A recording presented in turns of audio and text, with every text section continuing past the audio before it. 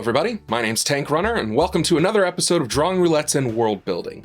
Recently, the YouTube algorithm started showing me old WWE footage and short boxing documentaries. Don't get me wrong, I'm not complaining. I suppose it's just a little bittersweet considering the current state of wrestling and the fact that the future of boxing is in the hands of YouTube's resident f***heads, Jake and Logan Paul. Say what you want about old school wrestling being cringy, but at least for the most part, it was cringy on purpose, which is more than what you can say about current wrestling. Back then, when things got weird, it wasn't an accident. And regardless of how stupid they may have looked out there, they all took their jobs seriously, whether they were The Undertaker, Mankind, or f***ing Isaac Yankem. And because of that, the good far outweighed the bad. I've gone off on a bit of a tangent here, but the reason I bring this up is because those athletes did everything in their power to drag the insane ramblings of Vince McMahon into reality. In and out of the ring, they were those characters. Some went over a decade without breaking character. And that kind of commitment is what inspired this video. What if these characters were real? What if it was all real? Today, we won't just be creating a world. We're gonna go a little bit more meta and draw up some concepts for a show about a show that takes place in an alternate reality. We've got a lot of work to do, so let's get started. I like to bring you guys along through the whole process of making these videos, but if you've heard enough and just wanna jump ahead to see the competitors, here's a time code for that. All right, so first off, let me clean up my pitch a little more before we start world building. The idea is that you would be watching a show that presents itself as if it is a live sporting event. The pre-recorded, edited show could even be distributed by live stream just to add a bit more authenticity to it. As if you were somehow lucky enough to catch an accidental broadcast of a boxing match from the future or another planet or something. Kind of like the Hunger Games, but if the movies were from the perspective of all the people with the cotton candy hair. Interviews with fighters before the match, commentators arguing over who they think would win based on past statistics, discussions about the environment the bouts will take place in. It's the perfect way to give a massive amount of exposition without it feeling forced. Also, the fighters wouldn't necessarily be fighting to the death. The producers of the show would frown upon that for no other reason than making money off of a fighter is easier if they're not dead, but we still want that fear of death. We want the feeling that there aren't that many rules, and even the few rules that do exist get broken from time to time. We are a legitimate organization that sanction legitimate sporting events between legitimate professional athletes. Now, nobody look under this flap because this is where we keep all our baseballs wrapped in barbed wire and stuff, okay? Also, don't you guys touch any of this stuff, or whoever's dad we hired to ref this fight is gonna be super upset about it, okay? Now, I'm just gonna leave these here. So we just need a setting to start building the foundation in. Now, where would be the most likely place in the world for someone to make a show where people beat each other within an inch of their lives and audiences would stream the bloodshed on national television, creating a new type of celebrity that may or may not be fighting to pay off large amounts of debt or prison time? America. Why are we still here? Just to suffer. When I first started working on this idea a few years ago, I was under the assumption that an apocalyptic event would be required to get us to the setting I wanted. So I started writing an AU Earth timeline, explaining how we would eventually get to the point where we would bring back gladiatorial combat.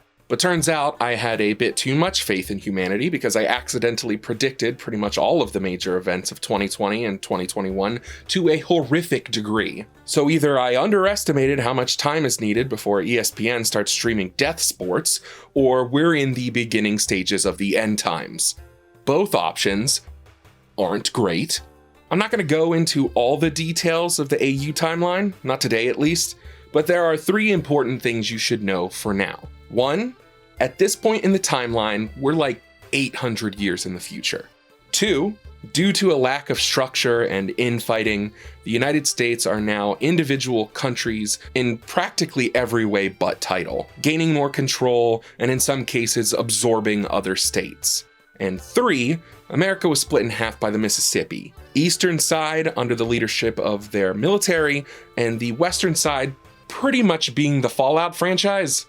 I love the idea of each fighter representing their state as almost a personification. Obviously, I don't want them to be walking stereotypes, but I'm definitely going to do some research on the states you guys have selected for this prompt. That'll help me gather some inspiration for their designs. Speaking of, I asked you guys which states you would be most interested in seeing represented in a concept like this, and from the states that came up the most in conversation, I picked Pennsylvania, Florida, Maine, and Texas.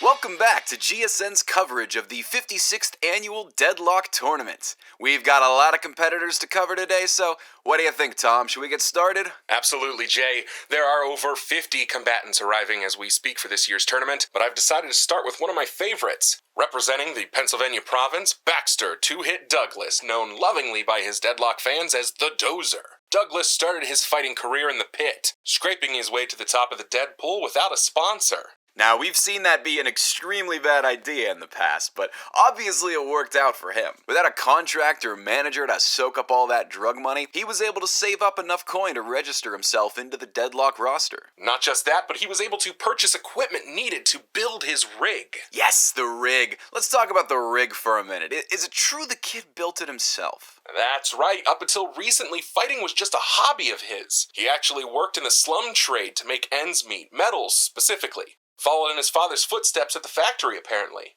We reached out to him for comment on how he was able to craft such a devastating machine, but he was only willing to speak about his reasoning for trying to get into the tournament. Which was? He's looking for someone, and wants to use Deadlock as a means to spread the word. You know, you hate to see it. Why do some people try to do this kind of thing? I mean, come on. Show some respect for the sport. I couldn't agree more, which is why I've decided to be as vague as possible. If he wants to use us, he's going to have to give us one hell of a show. Earn that soapbox, Douglas. We're rooting for you. Now, you've been keeping a close eye on him this year. Do you think the rookie has a chance against some of our more experienced fighters in this year's tournament? To be honest, Jay, if it wasn't for his lack of options when it comes to dealing with ranged combatants, I'd say he has a real shot of winning it all. Based on the stats that we've gathered from his previous Deadlock matches, he has an 85% chance of victory in close quarters, but only 35% in mid-range and a measly 12% against anyone who stays just within firing distance. His only saving grace here is that rig. What he loses in speed from the extra weight, he more than makes up for with an incredible offense and a nearly impenetrable defense.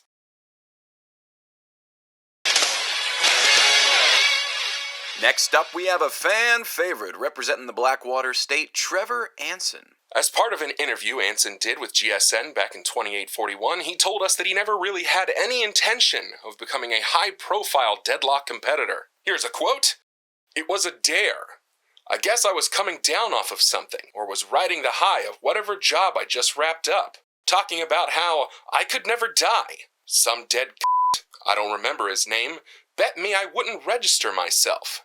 So I did, won a few matches, and have been hooked ever since. I've been addicted to a lot of things in my life, but nothing has the same kick as Deadlock." For someone who supposedly loves the sport so much, we haven't seen much of him in the past few years. Turns out it's because of his unwillingness to play ball with Deadlock executives. He's continuously gotten himself into hot water for killing off other competitors. Out of fear of losing other high-ranking fighters, organizers have decided to limit him exclusively to death matches for the time being. He's currently ranked 15th in the world, some arguing that he'd easily reach the top 5 if he would just stop killing his opponents to get himself back into standard matches. That's all the dry stuff, Jay. Let's give the people what they really want. Let's talk weaponry. Anson is armed with a JX Series long barrel hand cannon. For those of you out there who don't know the kind of firepower we're talking about here, if you pull the trigger on this monster without proper equipment, you'll blow your hand off. It completely removes any chance of being disarmed by an assailant and having your own weapon used against you. Normally, the hand cannon comes with a magnetic mesh glove or exoskeleton wrist guard, but Anson did the next best thing and just had his hands replaced. Truly, this man is on another level, and we can't wait to see what trouble he stirs up in this year's tournament. We still have plenty of fighters left to cover before the matches start, but first, a word from our sponsors. If you like our coverage and wish to support Deadlock and GSN, make sure you like, share, and subscribe. And don't forget to slap the shit out of that bell. I mean, really it up. The next combatant has caught the eye of a lot of viewers and has gathered a fairly impressive cult following in the process. Representing the Great Pine Colony, the Windigo. All right, Jay, what do we know about this guy? Not a whole lot. It's like he doesn't exist. The only info we can really find are his deadlock stats. We can't even find a real name.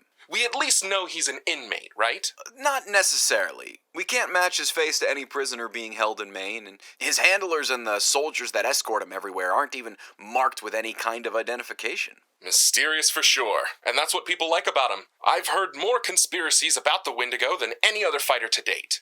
Just the other day, someone told me he's dead. Dead? Yeah, like a walking corpse. What's your favorite? I'm sure you've heard some good ones. Some lady told me she was hired to help run a clinical trial, and the Wendigo was one of the criminals brought in for testing. Said he was sentenced to life for killing his wife and kids. I've heard the killer thing too. He was a mill worker, dropping trees and splitting logs, up until one day he snapped, chopped up his family with an axe, and ate them. Do lumberjacks even exist anymore? How the f*** should I know? All I know is this guy has been unstoppable. Hasn't lost a match all season.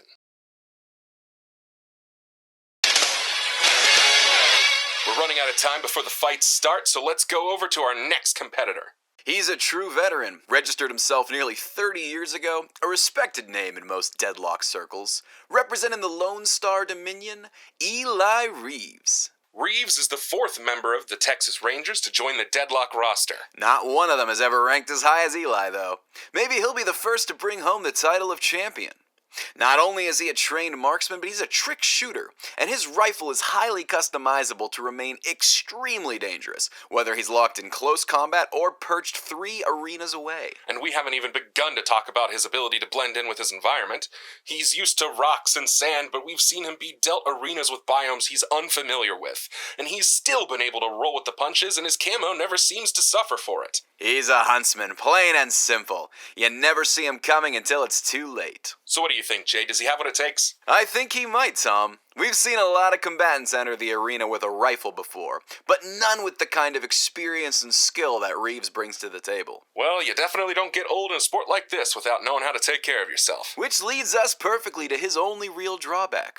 He may be experienced, but he's getting up there in age. Some insiders have said his health isn't the best, and he might not have many years left in him. I've heard the same thing. Apparently his health has always been an issue. In fact, it was the main reason he first registered, and he's been spending more and more of his coin from deadlock to pay for his treatments ever since. It's a sad day when you see someone clinging to their prime like that.